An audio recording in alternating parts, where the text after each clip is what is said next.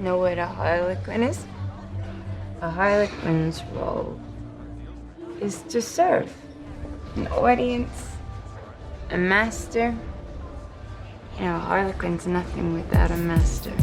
Dick, you're fired! Bonjour et bienvenue au podcast Premier Visionnement. Concentrate on the finger or you will miss all that heavenly glory. Le but de ce podcast est de s'amuser tout en discutant d'un film ou d'une série de films. There's a knife. Il est important de prendre en note que si vous n'avez pas encore écouté le film à discuter aujourd'hui, je vais le spoiler complètement. No sequel for you.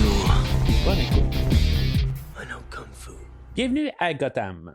Aujourd'hui, nous parlons de Birds of Prey et la fantabuleuse histoire de Harley Quinn, sortie en 2020 et réalisée par Cathy Yan, avec Margot Robbie, Rosie Perez, Mary Elizabeth Winstead, Journey Smollett, Ella J. Basco, Chris Messina et Ewan McGregor. Je suis Mathieu, et pour bien faire un podcast, il faut commencer par le début. En tout cas, je pense pas que ça a du sens ce que je vais dire, mais c'est pas grave. Alors, bienvenue dans la rétrospective de tous les films adaptés là, de la DC Comics. On est rendu à l'épisode 32 officiellement dans toute cette rétrospective-là. On s'en va vers le nouveau film de The Batman. En tout cas, il est toujours annoncé là, pour dans quelques semaines. En tout cas, autant que j'enregistre.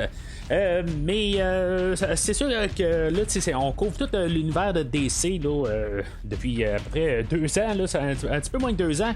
On a couvert, là, là aujourd'hui, c'est le 32e épisode. Officiellement, on a couvert aussi là, des films animés là, qui se rajoutent à ça.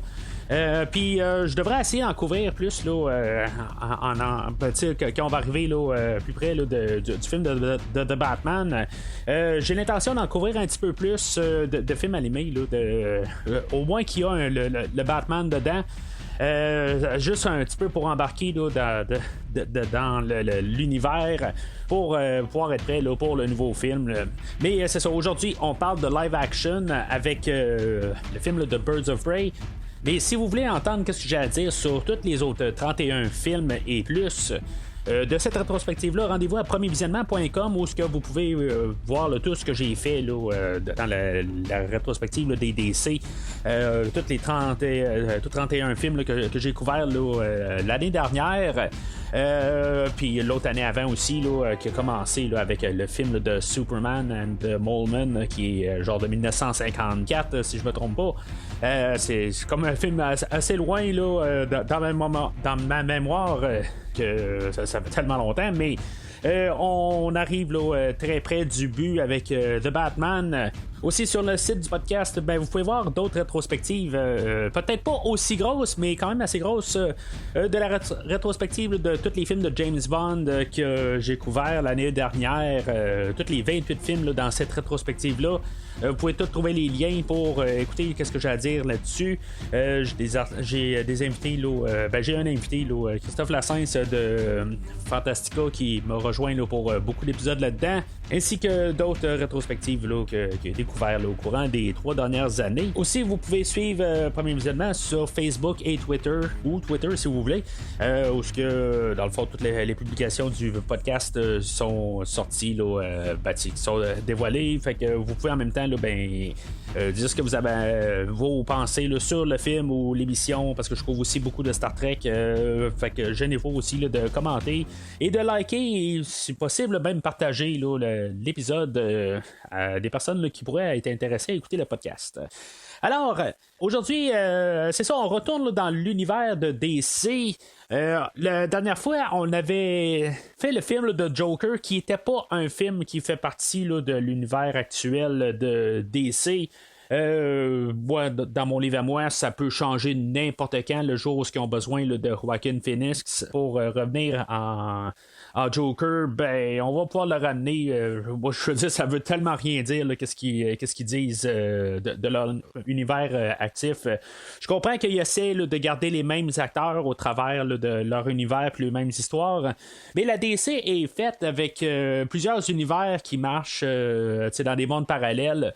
Fait que techniquement, si on a besoin du Joker là, qu'on a parlé la dernière fois, ben il pourrait revenir, puis il pourrait même revenir dans un film comme aujourd'hui.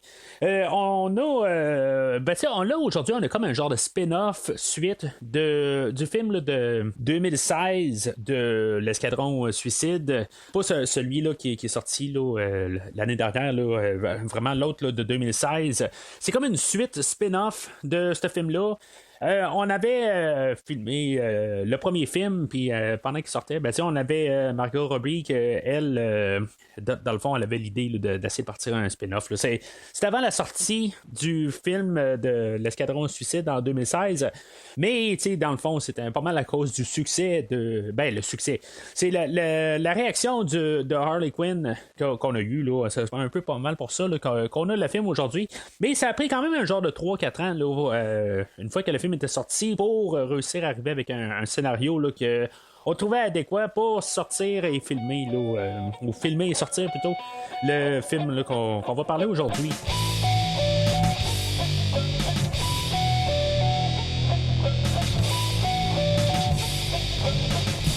Alors, le film d'aujourd'hui, c'est pas mal un film solo avec des apparitions là, d'autres personnages. Dans le fond, il s'appelle Birds of Prey, mais c'est pas vraiment ça le film. C'est comme ça qu'il va se former à la fin. Mais dans le fond, on veut pas mal miser là, sur le personnage là, de Harley Quinn. On veut l'enlever là, de son couple de Joker. Mais il faut pas oublier que le Joker de Jared Leto avait été comme très mal reçu en 2016. C'est aussi là, que j'en ai parlé là, quand l'année dernière là, quand j'ai couvert là, l'Escadron Suicide. Ça a l'air tellement loin là, dans ma tête là, mais c'est aussi c'est toutes les circonstances qu'on avait eu beaucoup là, de bons Joker avant, puis naturellement veut pas, on peut tenter la chance tout le temps, puis éventuellement on avait Heath Ledger avant, on a eu Jack Nicholson. J'ai bien aimé aussi César Romero là, dans la version 66. Puis là, à force là, d'essayer là, d'avoir toujours un bon Joker, éventuellement, ça peut arriver qu'on frappe un mur. Puis essayer de trouver une nuance différente, puis que ça soit pas une copie d'un autre. C'est ça un peu aussi l'affaire là-dedans. T'sais. Fait qu'il faut donner quand même la chance aux coureurs que peut-être si on n'aurait pas eu les autres. Peut-être qu'il aurait pu bien passer, mais malheureusement, on a eu 2 très bonnes interprétations, là, même 3. Au courant des années, qu'il a fait que Jared Leto tombait en bas de la pile. Puis même avec Joaquin Phoenix, en plus, je pense qu'on a réussi à enterrer carrément le Jared Leto. Même s'il est revenu là, dans la version prolongée là, de Justice League, je pense que Justice League était plus un peu pour fermer tout, là, un peu comme le film d'aujourd'hui, puis fermer tout cet univers-là là, créé par Zack Snyder. Mais la Warner a peut-être voulu enterrer Zack Snyder. D'un côté, on voulait quand même continuer avec certains personnages là, qu'on avait créés, fait qu'avec Harley Quinn. On va continuer avec ce personnage-là, mais c'est ça, il y a des choses là, qu'on veut comme se distancer, mais on veut quand même garder là, les certains succès. Comme la prochaine fois, on va parler là, de Wonder Woman. Harley Quinn, c'est ça, dans le fond, le but là, pas mal de l'histoire, c'est juste d'avoir une histoire solo avec. C'est une comédie aussi, fait que c'est sûr que, comme j'ai toujours dit, c'est dur que, des fois là, de parler d'une comédie.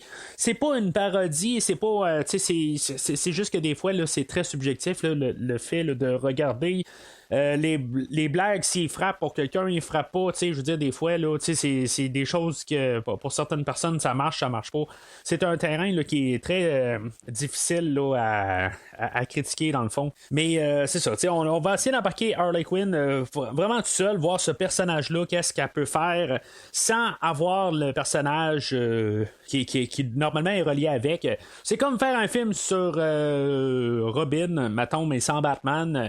On peut essayer de faire d'autres choses, mais en tout cas, on va en parler là, de voir comment que ça se déroule là, pendant le film. Mais en même temps, on amène d'autres personnages là, qui sont dans l'univers de Batman pour rajouter, parce qu'en bout de ligne, toute l'histoire se déroule à Gotham.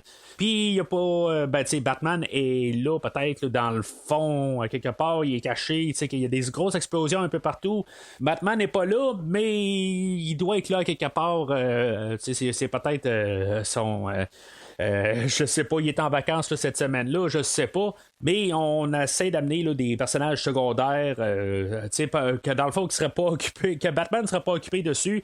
Probablement que Joker est en train plutôt que Batman est en train de s'occuper du Joker pendant ce temps-là, que lui aussi là, il est en train là, de rincer là, son amour pour Harley Quinn qui a terminé. Je sais pas. Mais c'est ça, tu sais, dans toute cette idée-là, c'est ça. On est dans la ville de Batman. On essaie là, de montrer l'histoire à Harley Quinn, qu'est-ce qu'elle peut faire toute seule, puis en même temps, on apporte les personnages pour faire l'équipe là, des Birds of Prey, qui, tu sais, ça s'en vient aussi, tu sais, avec les personnages, là, tu sais, les films là, de Wonder Woman, qui essaie là, de finalement amener là, des femmes super-héros à l'écran, tu sais, ça marche de ça un peu aussi. C'est juste essayer là, d'avoir une équipe féminine pour pouvoir aussi là, comme au même titre là, qu'on a les Avengers puis tout ça, qu'on vraiment on peut avoir aussi là, des femmes comme super-héros.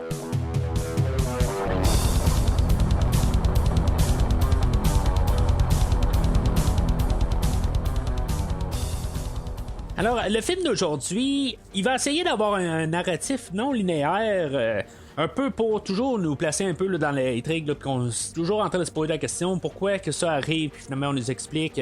C'est un style je pense qui a été bien popularisé là, par Fiction Pulpeuse là, en 1994 là, dans ces eaux-là, où on donne une histoire, puis après ça on comprend pas pourquoi que tel personnage qu'on a vu est mort, puis finalement il revient, tout ça. Pis, en tout cas, c'est Fiction Pulpeuse.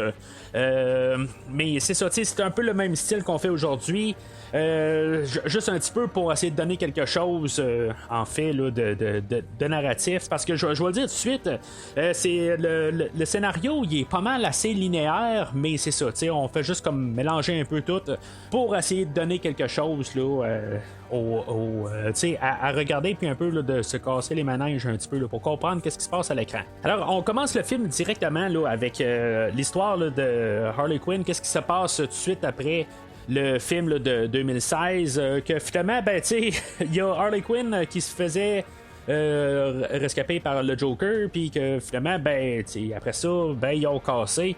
Dans le fond aussi, on va nous lancer un peu l'histoire. C'est Harley Quinn là, qui va nous le dire elle-même, juste pour un peu nous rembarquer avec le personnage, qu'est-ce qui s'est passé avec elle, puis tout son cheminement. Il paraît que Jared Leto n'était pas disponible pour filmer au moment là, qu'on faisait le film. C'est-tu vrai? C'est-tu pas vrai? Moi, je veux dire, j'ai vu un film là, de 1981 qui s'appelle Vendredi 13, partie 2, où ce qu'on est allé voir la personne qui faisait là, la mère à Jason Voorhees dans ce film-là.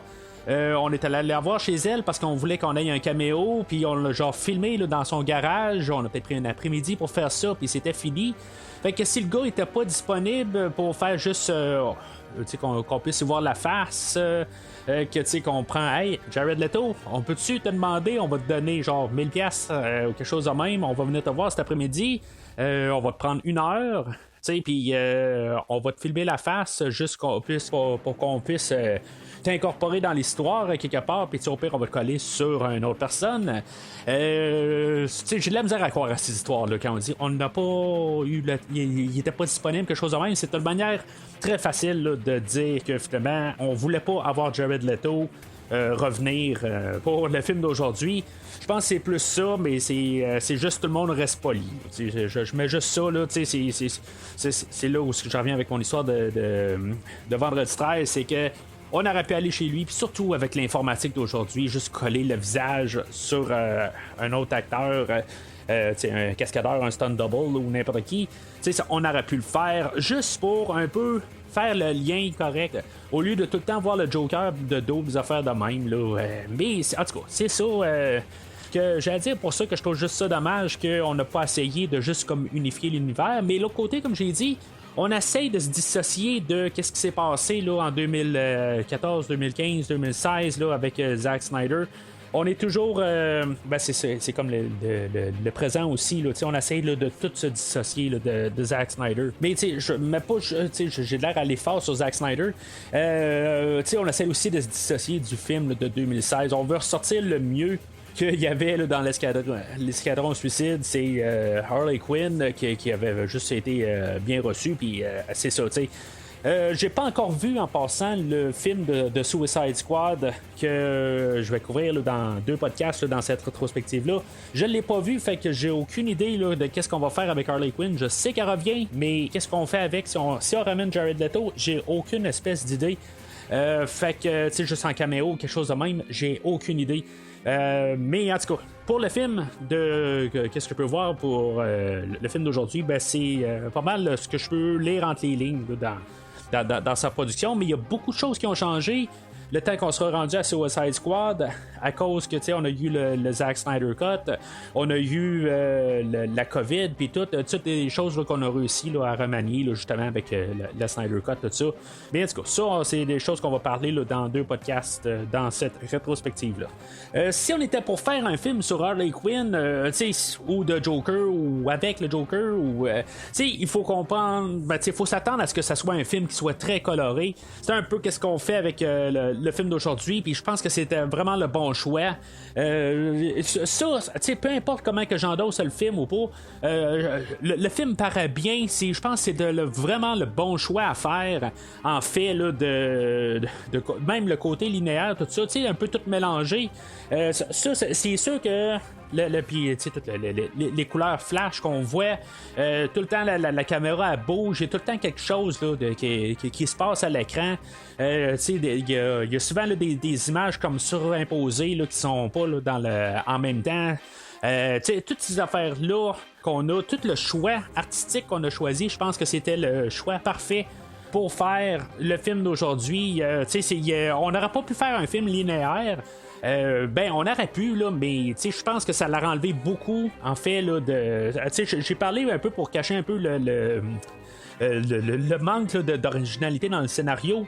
Mais sauf que juste pour avoir un peu là, de choses mélangées, c'est un peu qu'est-ce que ça revenait avec le Joker qui dit tout le temps là, c'est son choix de passé c'est le ABC. Ça fait comme un peu ça d'un côté où ce qu'on a une histoire puis là regarde c'est ça qui s'est passé juste avant. C'est pas un choix alternatif, mais c'est juste un peu pour tout le temps mélanger les cartes un peu.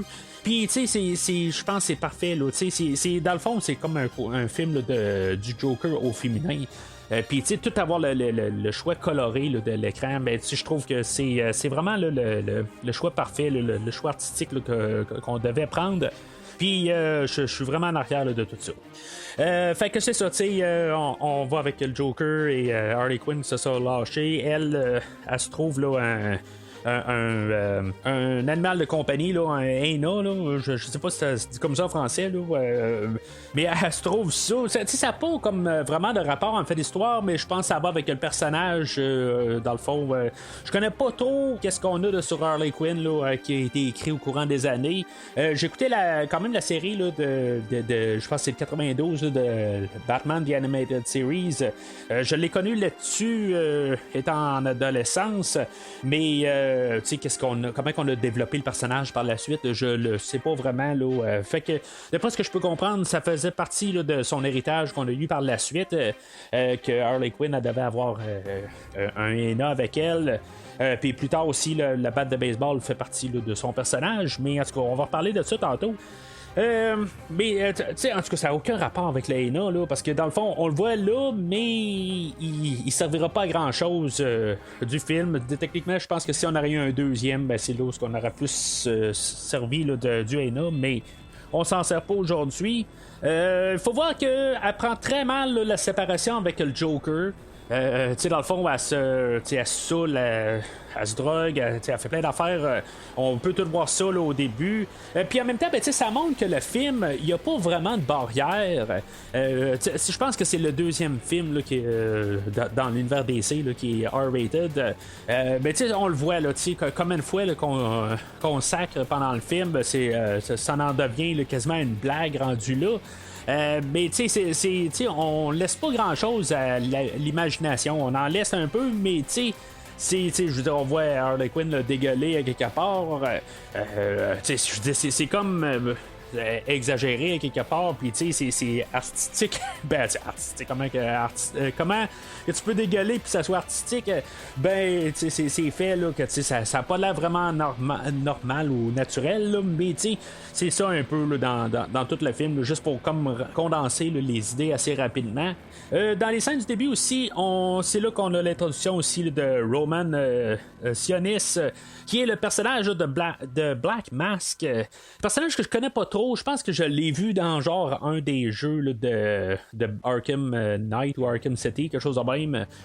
Personnage qui revient, mais vraiment là, de catégorie B là, dans les personnages là, qui se sont qui ont affronté le Batman. Puis il y a Victor Zsasz aussi. Je sais que lui aussi ça marche pas dans sa tête, mais en tout cas on a fait un duo avec ces deux personnages là. On a une scène qui est quand même assez qu'on va apprendre plus tard, que le personnage de Roman a essayé de faire un deal avec un autre c'est comme le parrain lui, puis quelque part il va essayer de faire d'alliance avec d'autres gangsters, puis évidemment puisque ça marche pas, il va les avoir ramassés, puis il va leur enlever le visage. Ce qui est quand même assez dégueulasse, quelque part. C'est pas explicite, mais on comprend assez bien qu'il a juste retiré le visage. Puis c'est vraiment cruel, quelque part. Il va tuer la tête, le chef ou le père de famille. Après ça, dans le fond, il veut blesser comme le père de famille, mais c'est lui qui va tuer en premier. Je sais pas. C'est quasiment comme le côté inverse qu'il aurait dû faire. Mais on sait que Sionis est pas bien dans la tête. Fait qu'on tue le père, après ça, on tue la mère ou. La mère de l'autre ou la femme de l'autre, là, tout dépendant là, de comment on regarde ça. Puis on arrive à la fille, puis finalement, il a de l'air à avoir un peu de sympathie, puis finalement, il donne la chance pour dire, regarde, je vais te laisser vivre, mais finalement, j'ai changé d'idée, fait que, c'est vraiment cruel. Il y a une autre scène même plus tard où ce que Roman n'est pas de bonne humeur, puis que il arrive dans comme son bar-restaurant, qui pointe une fille, puis il dit, garde, commence à danser sa table, puis il va même la déshabiller, tout ça. Il y a des scènes un petit peu de même là, que c'est peut-être parce que il y a un certain ton. Des endroits où ce qu'on va pas vraiment là, dans cette dans la franchise ou dans les films de DC, on va rarement là, dans ces genres de tons là sombres. Normalement là, c'est rare qu'on va aussi là, dans ces coins là, puis je veux pas dire que ça me met mal à l'aise, mais c'est comme je me dis, c'est comme ça va pas avec l'univers. C'est vraiment étrange des choses qu'on va faire là, avec le personnage de Roman, mais je pense que c'est ça aussi, c'est qu'on veut s'arranger que de dire que ce personnage-là, il est vraiment dangereux. Puis c'est quelque chose de différent qu'on a vu là, avec tous les autres personnages classiques qu'on voit, là, que ce soit le pingouin, que ce soit le Joker, que ce soit n'importe quel autre, là, le Sphinx, en tout cas. Tous ces personnages-là, c'est quelque chose de différent, qu'il est peut-être plus sadique. Cela dit, la prestation de Ewan McGregor, je dirais que pour une bonne partie, tout le départ, je trouve qu'il y a de l'air un petit peu. Tout le monde est à genre à 110% craqué. Tout le monde est comme sur le hype là, dans ce film-là. Mais il y a un bout, c'est comme ça m'a comme limite tout le temps. C'est comme ça fait trop. je sais pas comment dire ça, c'est comme il essaie de tout le temps mettre, c'est comme l'exagération là, de chaque personnage. Mais il y a un bout qui va disjoncter quand ils vont découvrir là, que dans le fond le diamant a été volé là, par Cassandra Cain un peu plus loin. Là, il va devenir genre 175%, là, vraiment là, c'est de l'exagération tout ça. Puis honnêtement, je pense que c'est là que j'aime le personnage. Mais tout avant ça, c'est comme. C'est juste trop la limite d'être exagéré puis comme pas être crédible. Puis là, ben, il va partir dans un excès que je vais adorer sa prestation jusqu'à la fin du film. C'est juste comme tellement juste n'importe quoi. Que après ça, je l'accepte beaucoup là, comme méchant du film, que c'est juste il va sauter, il y a un bout, il va même fausser, je pense, il va tellement être juste sa prestation, là, j'ai reculé le bout, je pense 3 fois, là, j'avais éclaté de rire, juste à entendre comment qu'il a juste faussé en disant hey, c'est juste un enfant qui a volé le diamant pis tout ça, en tout cas comme j'ai dit, l'humour est subjectif à chaque personne, tout ça, mais pour Ewan McGregor, ça va être une force là, dans le film d'aujourd'hui. Je pourrais peut-être pas tout dire la même chose de Harley Quinn, où ce qu'elle va partir de genre son 110%. Dans l'excès, que je pense qu'elle va plus diminuer après ça. Elle va tomber genre à 80-90 vers la moitié du film. Puis c'est là que j'ai comme on dirait que j'embarque moins avec le personnage plus le film avance. Pendant ce temps-là, ben, on a le détective Montoya que elle. C'est une détective qui s'est fait voler sa promotion, mais elle reste détective. Puis là, ben, elle a l'enquête sur. Dans le fond, on a vu le personnage là, du Huntress. Que elle, dans le fond, quand elle faisait partie là, d'une famille là, de mafiosos, puis qu'elle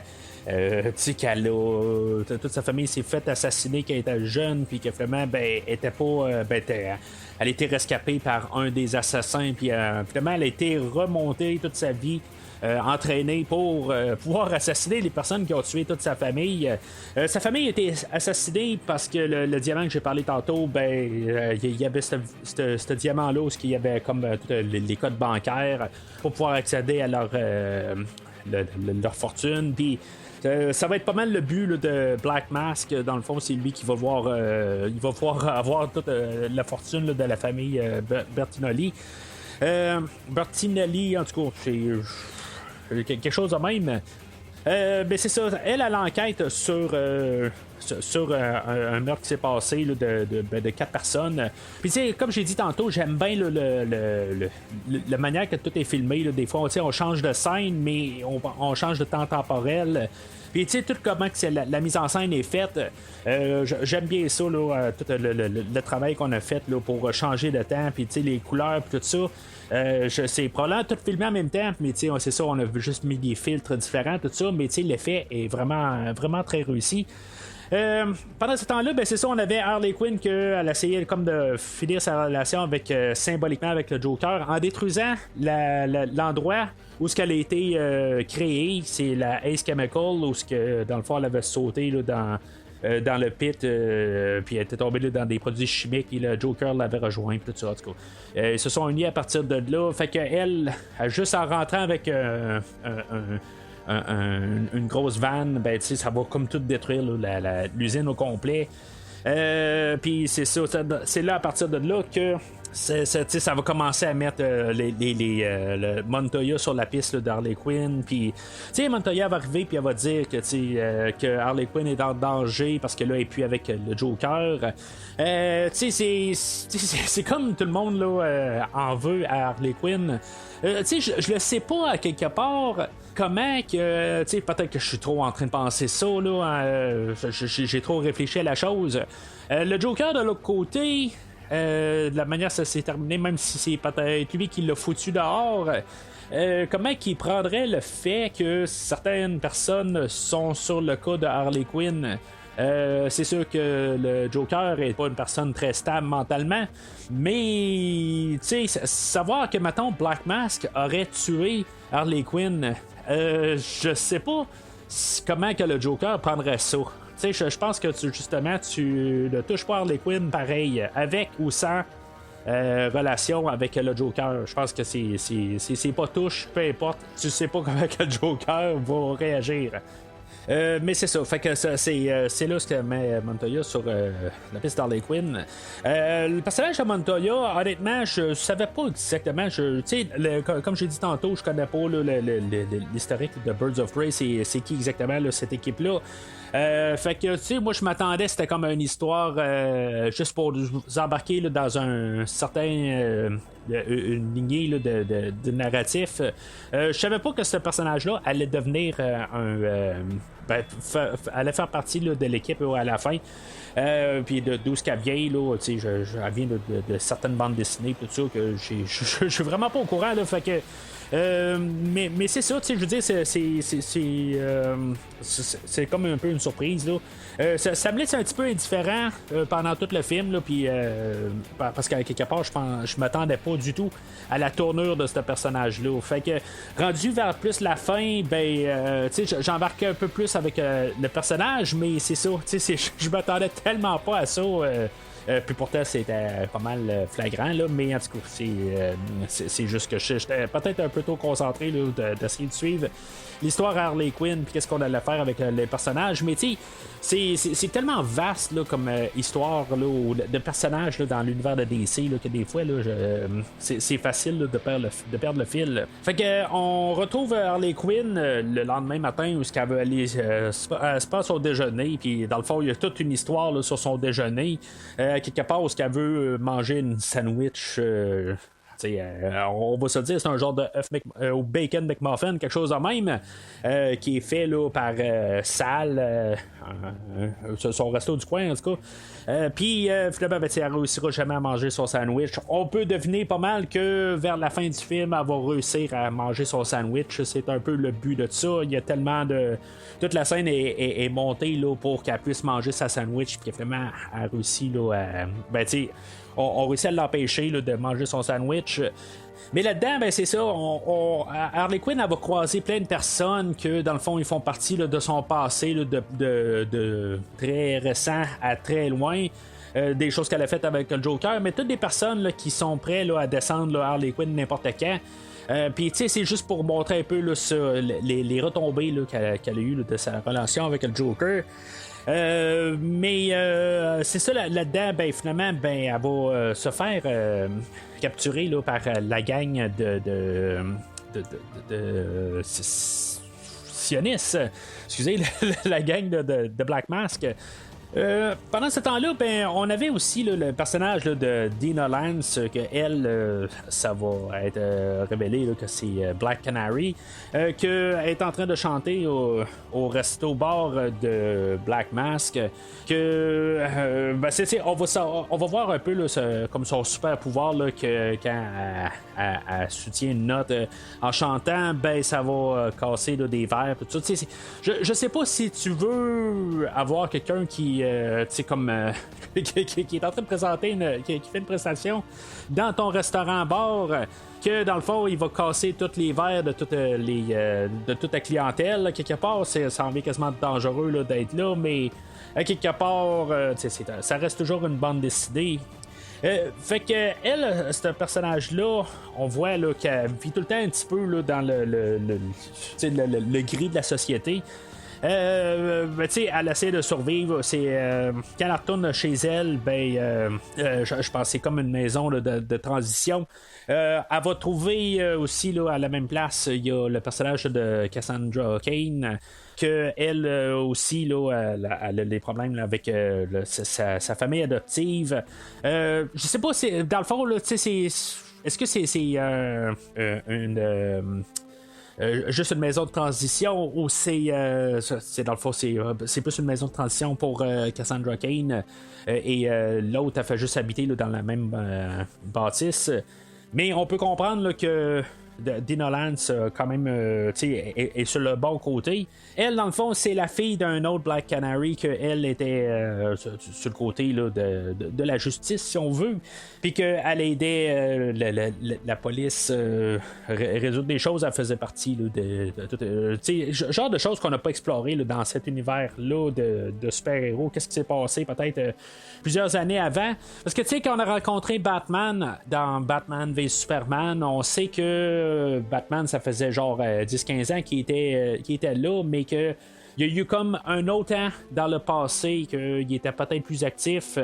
Fait que, tu sais, il y a comme eu un autre temps, là, plusieurs années là, avant le moment le présent. On pourrait mettre ça peut-être là, dans les débuts 2000, dans le fond, là, que Batman existait, puis il y avait probablement d'autres super-héros dans ce temps-là. Mais que Superman il est arrivé, puis dans le fond, il a comme peut-être bouleversé un peu tout là-dedans, là, mais. En tout cas, ça c'est comme un peu là, un temps où on essaie là, de pas trop aller. On sait juste qu'il s'est passé quelque chose. Il y a peut-être une vingtaine d'années là, à Gotham. On peut voir Black Canary en action. Dans le fond, il va y avoir une discussion entre Harley Quinn et Black Canary là, dans le bar. Puis finalement, Harley Quinn elle va être complètement saoule. Puis il y en a un qui va essayer de prendre avantage de elle. Puis finalement, la kidnapper. Mais Black Canary, finalement, là, avec son bon cœur, ben, elle va aller essayer là, de secourir Harley Quinn. C'est comme l'actrice. Honnêtement, point de vue acteur est pas très très bonne, mais je pourrais dire que par contre sa prestation elle va bien avec le film. J'aime quand même la bagarre dans la petite ruelle. Je veux dire, c'est un peu cru, c'est pas nécessairement technique, mais j'aime, ça va être ça pour pas mal toutes les chorégraphies là, dans ce film-là. C'est juste comme un peu une petite scène, puis c'est juste pour montrer là, qu'elle est capable de se défendre. Puis dans le fond aussi, ça va surprendre le Blackface quelque part, Black Mask, excuse, qui dit que wow, je pensais qu'elle était juste bonne à chanter. Finalement, ben, elle va devenir mon chauffeur. Fait qu'il va envoyer Victor Zaz il dit qu'elle va devenir son chauffeur, peu importe ce qu'elle dit. Fait que elle va être envoyée avec Victor Zaz pour aller récupérer le diamant. Puis finalement, ben, en même temps, Cassandra Cain elle va voler le diamant de les poches à Victor Zaz. C'est pas tout à fait clair où ce que, en tout cas, je veux dire, où j'ai passé carrément à côté de comment que Victor Zaz récupère le diamant. Mais en tout cas, il réussit à récupérer le diamant, puis finalement, ben c'est ça. Cassandra Cain, elle ramasse, elle va le voler, mais en même temps, puisqu'elle arrête pas de voler les poches de tout le monde, ben elle va se faire intercepter par la police quasiment tout de suite après. Puis finalement, ben, elle va ingérer là, le diamant. Puis finalement, elle va se ramasser au poste de police. Que ça, dans le fond, ça va tout nous ramener à l'histoire là, qui marche pas en même temps de Harley Quinn qui va être qui va être ramassé là, par l'équipe là, de Black Mask. Puis que finalement, ben, on va comme quasiment pas la. Ben, on va vouloir peut-être la torturer, tout ça, mais on va avoir juste un interrogatoire, genre comme la scène typique. Là, ben, Harley Quinn, elle va comme tout arriver, puis il dit bon, ben là, tu veux ta vengeance, là, tu veux me tuer, puis tu veux faire telle affaire, tout ça. C'est une scène qui joue quand même un peu dans la comédie. Honnêtement, je pense qu'elle tombe quand même à plat. Honnêtement, c'est la chimie entre les deux personnages est pas très très là. Les deux à part marchent, mais cette scène-là, je trouve qu'elle tombe quand même assez à plat. Quand on a vu tellement là, souvent là, des scènes de même, puis même si on essaye là, de nous niaiser en nous disant qu'on sait qu'est-ce qu'on va dire, tout ça.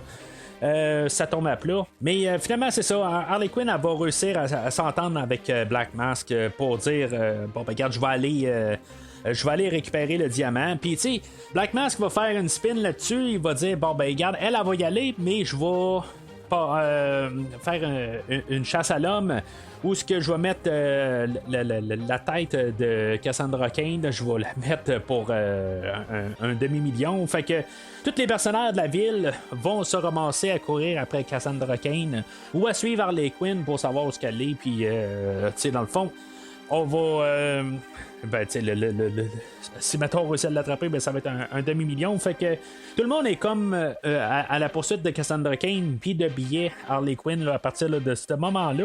Mais juste avant ça, tu sais, on a eu un genre de petit clip musical où on est dans la tête à Harley Quinn.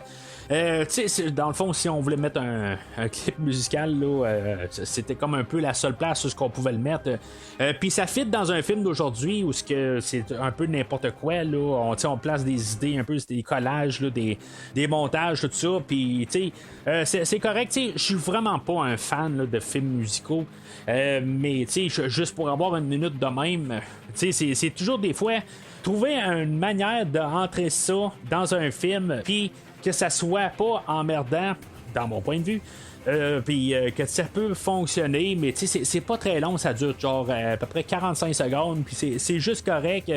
Ça nous embarque un peu là, dans la folie ou la démence là, d'Harley Quinn, mais c'est juste assez. Alors, Harley Quinn arrive au commissariat de police, puis finalement, ben, elle terminatorise le commissariat au complet, mais sauf que le Terminator, lui, il tue tout le monde, ben, elle arrive à un genre là, de fusil qui lance juste, je sais pas, des petits poches, quelque chose de même, là, que finalement, ça fait juste assommer le monde. C'est une manière facile un peu de montrer que le personnage il est vraiment badass d'un côté, mais que l'autre côté il tue personne. Mettons qu'elle arrêtait avec le Joker, elle aurait probablement rentré là avec vraiment là, un 12, puis elle aurait tué le monde, elle aurait vraiment terminatorisé tout le monde. Mais c'est ça, le fait que on veut l'embarquer sur plus le bon côté. Oui, à quelque part, elle sera jamais un personnage là, qui va être rose ou dans le côté de la justice. Elle sera pas là, mais on veut toujours la placer juste comme à la limite. Que elle va tomber tout le temps à faire des bonnes actions, mais à quelque part, elle va revenir là, du côté là, plus, je veux pas dire dans le côté là, du mal, mais du côté tout le temps là, grisante. Fait que elle va se promener là, dans le commissariat de police, elle va tomber là, à les endroits là, où je sais pas si c'est la haute sécurité ou c'est juste les prisonniers carrément. Puis finalement, elle va trouver là, Cassandra Cain qui est là-dedans. Elle va se battre avec tout le monde, là, tous les autres prisonniers, une fois qu'ils vont être libérés, que dans le fond, elle va avoir libéré tout le monde en même temps. Puis, c'est là aussi, on voit encore d'autres bonnes chorégraphies. Honnêtement, comme j'ai dit tantôt, il n'y a rien de spectaculaire. C'est pas, comme j'ai parlé là, des John Wick, il y a quelque chose comme 2 ans, peut-être même 3 ans. Là, honnêtement, le temps passe vite. Les chorégraphies là, de John Wick là, sont écœurantes. Puis, c'est pas à ce niveau-là. Mais pour qu'est-ce qu'on voulait faire à quelque part, c'est plus aussi le style visuel là, qu'on embarque au travers de tout ça. Je veux juste quand même mettre une ligne là, tranchée quelque part.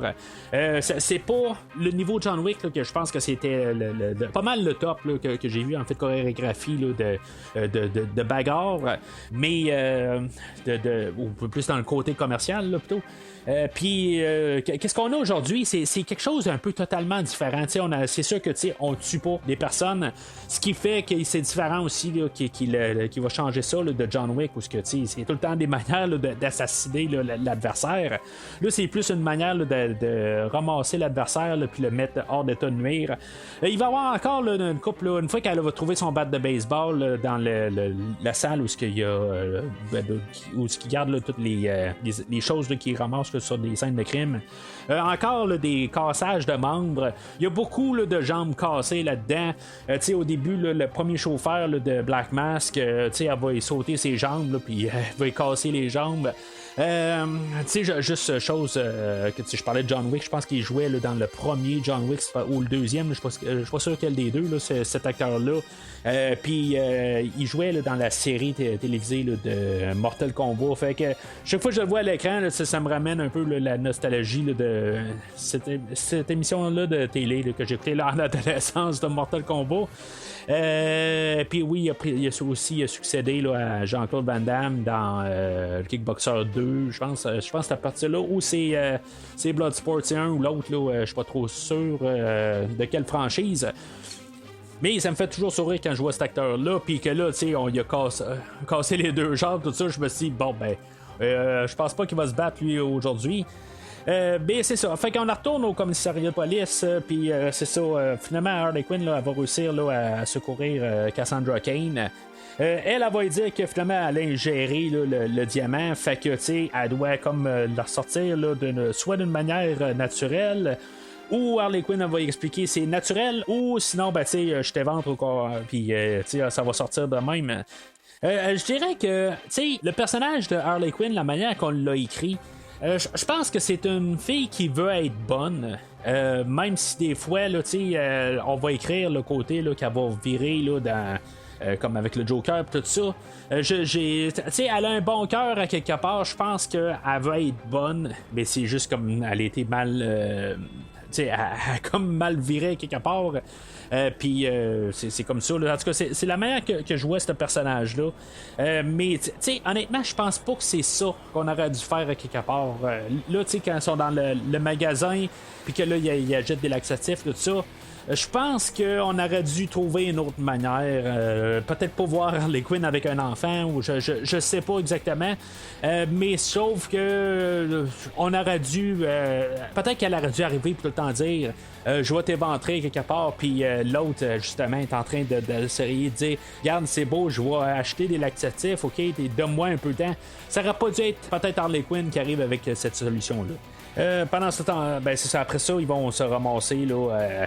Il y a comme un personnage là, qu'on pense qu'il veut pas rien là, de faire de mal à Harley Quinn. Fait que Harley Quinn va retourner dans le fond dans son appartement. Là, le personnage de Doc à l'entrée, là, justement, va comme la vendre quelque part. Puis après ça, ben, on va savoir que même si elle va chez elle, elle n'est pas en sécurité là, pour garder le personnage de Cassandra. Fait que Harley elle va prendre entente avec Black Mask finalement là, pour faire réussir à redonner là, Cassandra à Black Mask, puis que finalement ben, tout le monde là, débarque là, de son lot.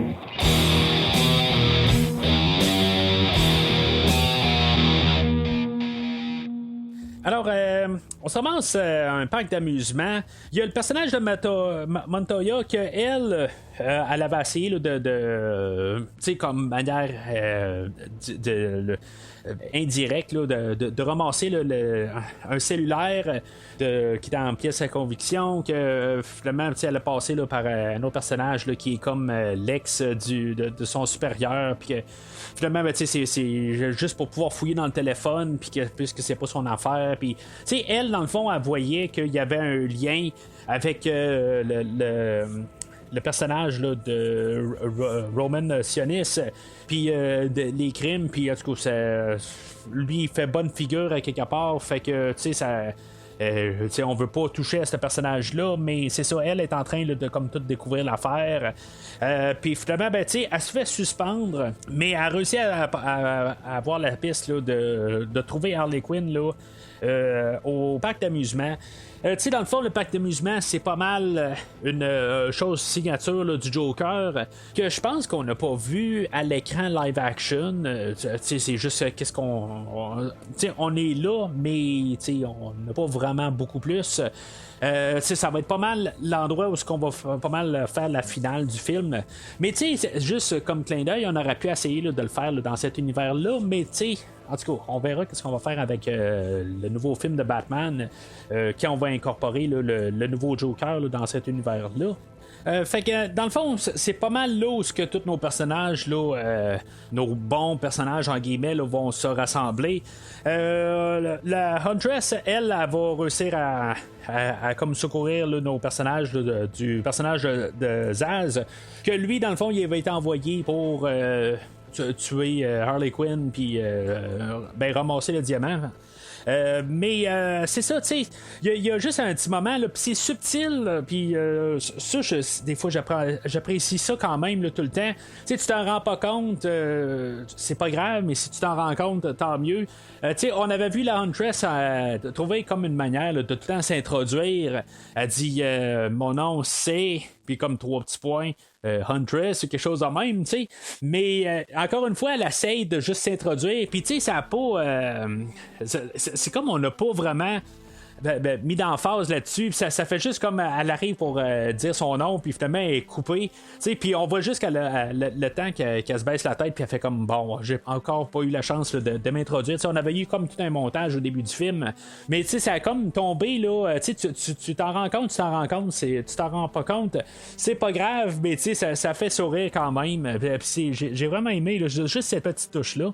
Là-dedans, ben c'est ça, on avait eu le personnage là, de Cassandra Cain, que elle, selon les comic books, ça va être une des personnages qui va devenir là, Bad Girl éventuellement.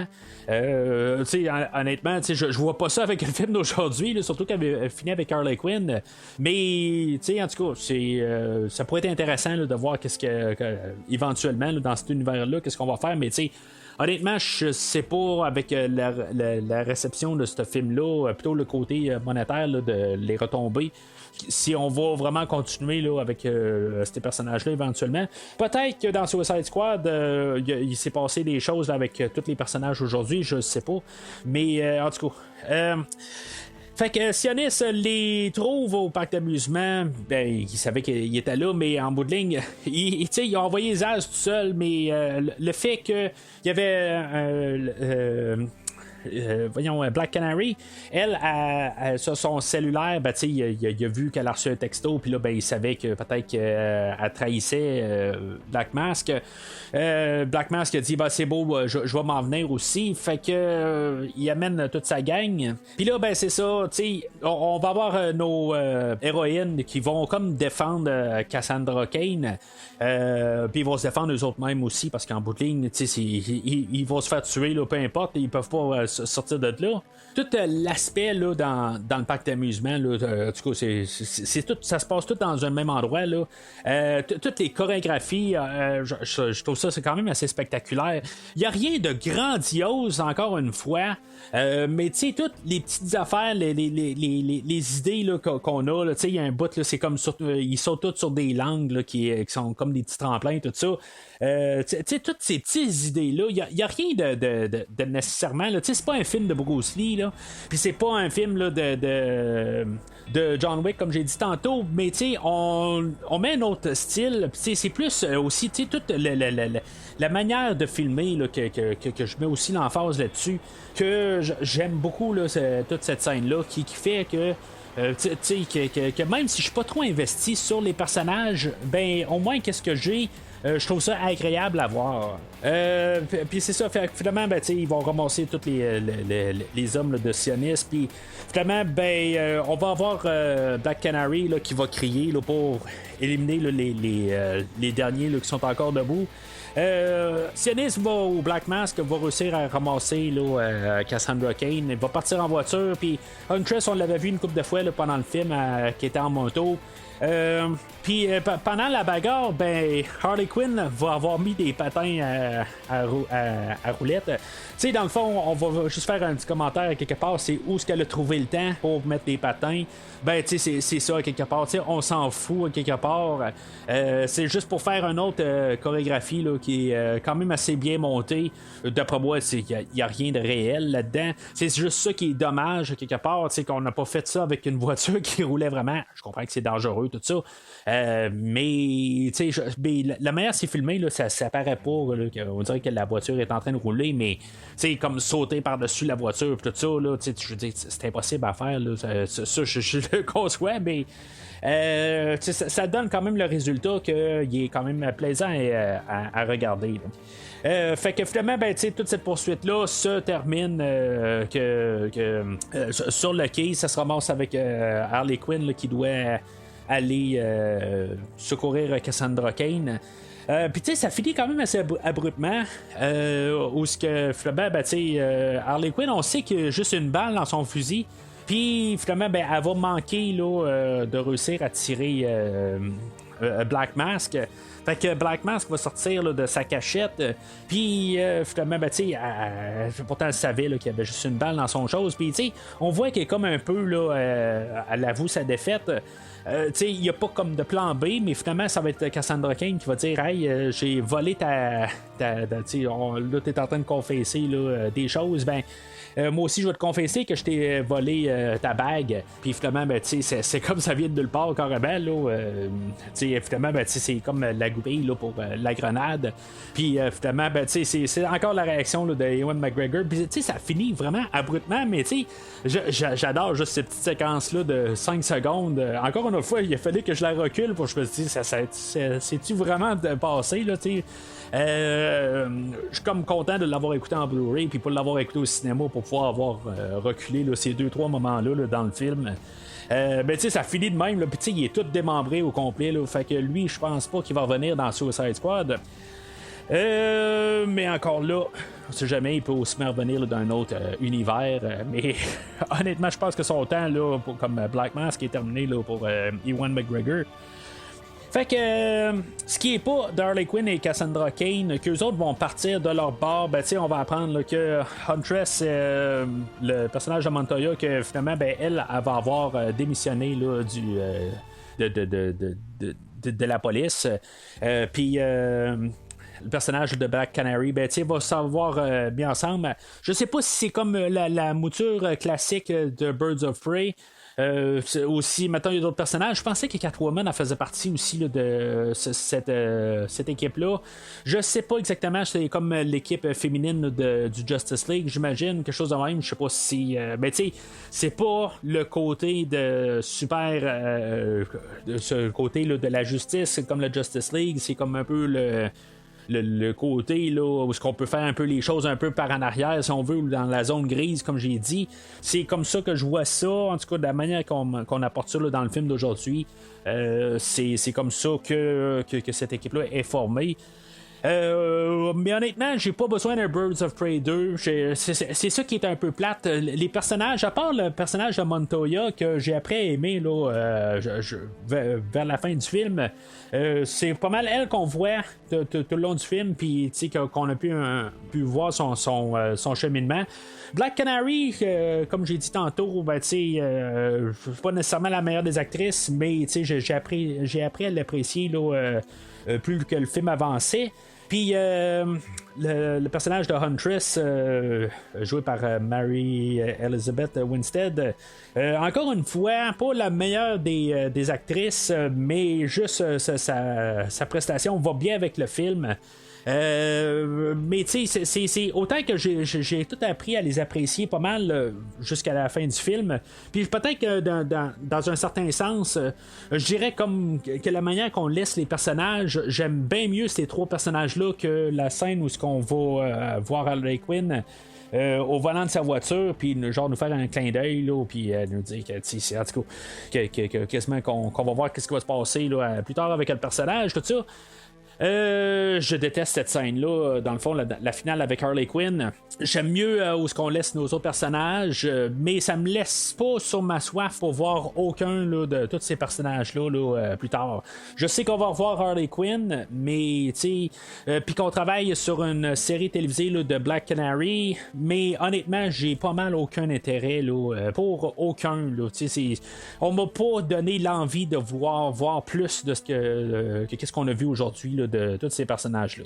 Il y a juste un petit moment là, quand même assez humoristique de la fin du générique où ce que dans le fond on sait qu'avec les films de super-héros, souvent il y a quelque chose dans le générique ou dans le post générique. Puis finalement, ben, il y a juste Harley Quinn là, qui nous dit une genre de blague là, en bout de ligne, ben, elle a un secret à dévoiler sur Batman. Puis finalement, ben, ça devient comme coupé quelque part. Je me demande vraiment c'est quoi qu'elle voulait dire sur Batman.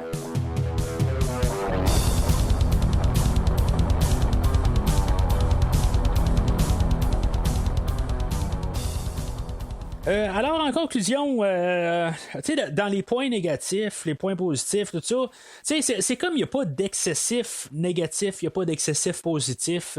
Tu sais, Harley Quinn, tu sais, honnêtement, comme j'ai dit, là, c'est comme plus le film avançait, là, plus elle commençait à me tomber ses nerfs.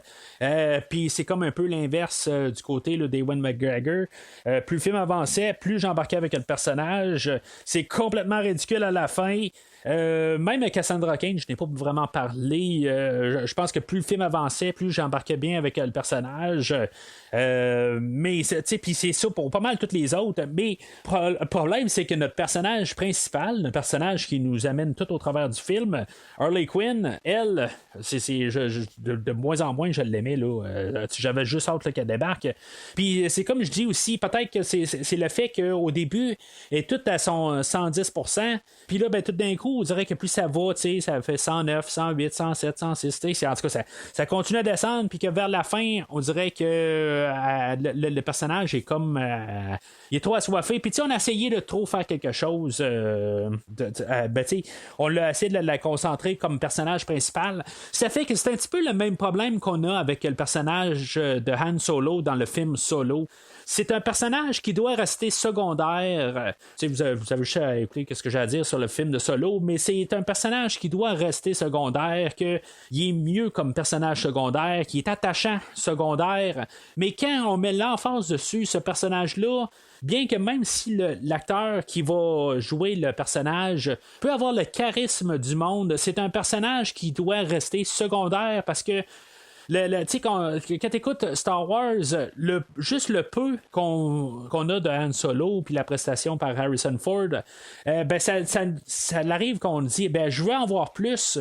On reste sur notre fin. Mais là, le film d'aujourd'hui, on nous présente une Harley Quinn que oui, peut-être qu'on en voulait en voir plus dans le film de Suicide Squad, mais c'est mieux de rester avec ce sentiment-là que finalement avoir ce personnage-là qui est fait, puis que finalement il tombe à être redondant.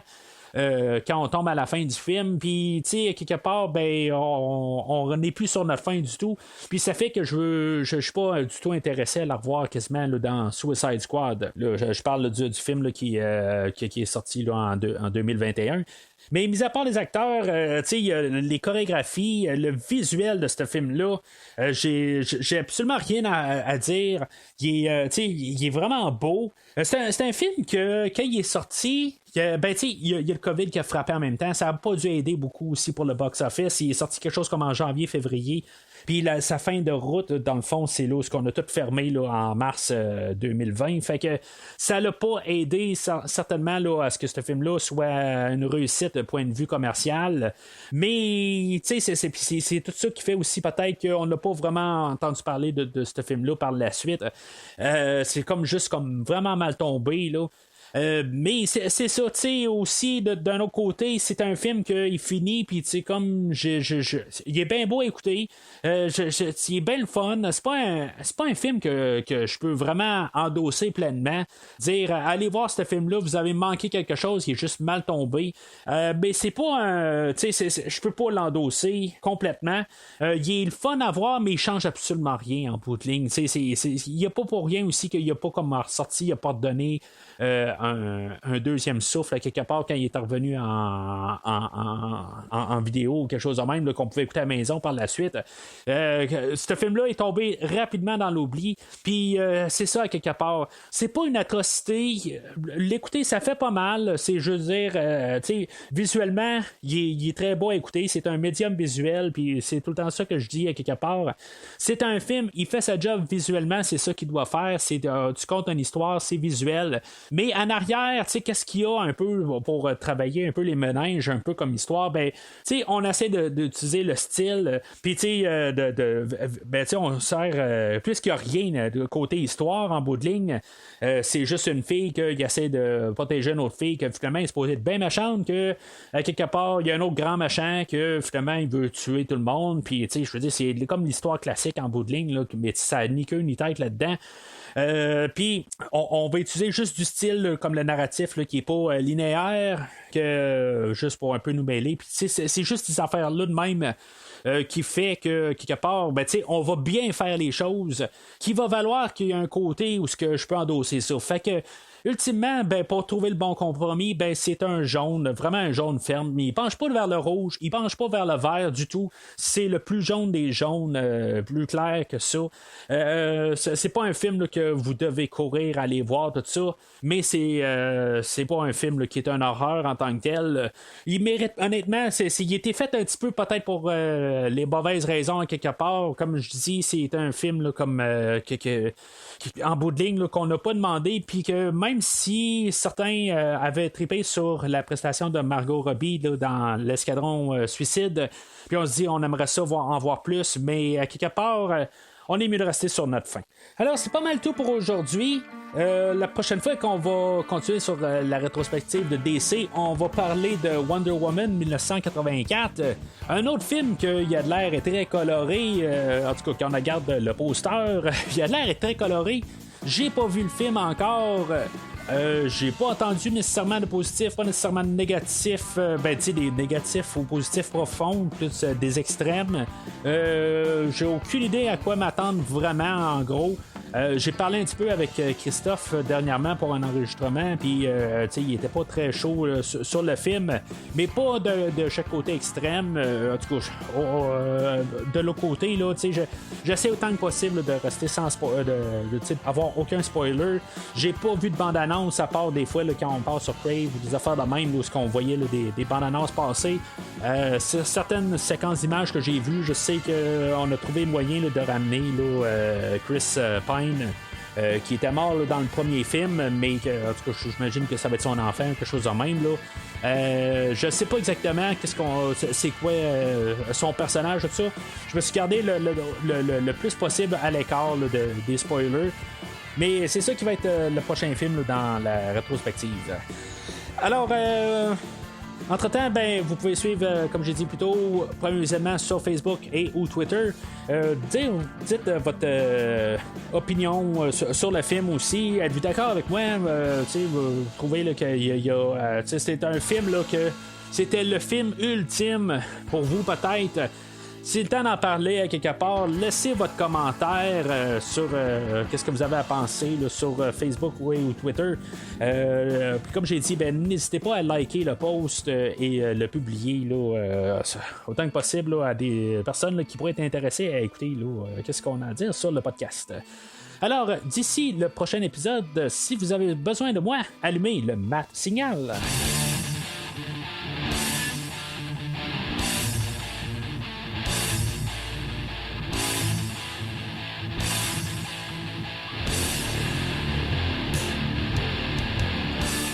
Merci d'avoir écouté cet épisode de Premier Visionnement.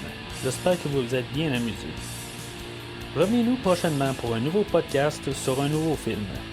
Les opinions qui se sont dites sont les miennes et ont pour but de mieux comprendre le film et ou trouver un sujet de discussion et non de servir comme version officielle ou définitive du film discuté ici. N'oubliez pas de suivre la page Facebook de Premier Visionnement pour être informé de nouveaux podcasts.